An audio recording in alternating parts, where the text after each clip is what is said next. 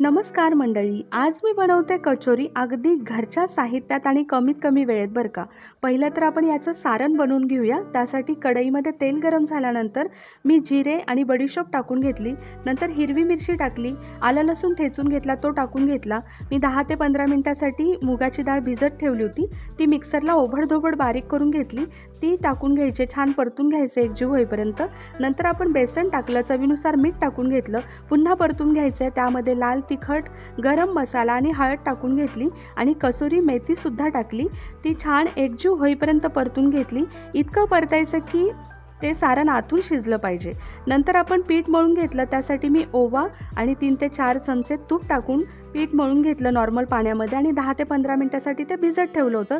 तुम्ही या कचोऱ्या हातावर थापून घ्या किंवा लाटून घ्या, मस्तच होतात आणि तळून घ्या. कशी झाली कचोरी नक्की सांगा आणि जाता जाता सबस्क्राईब करा. Bye bye.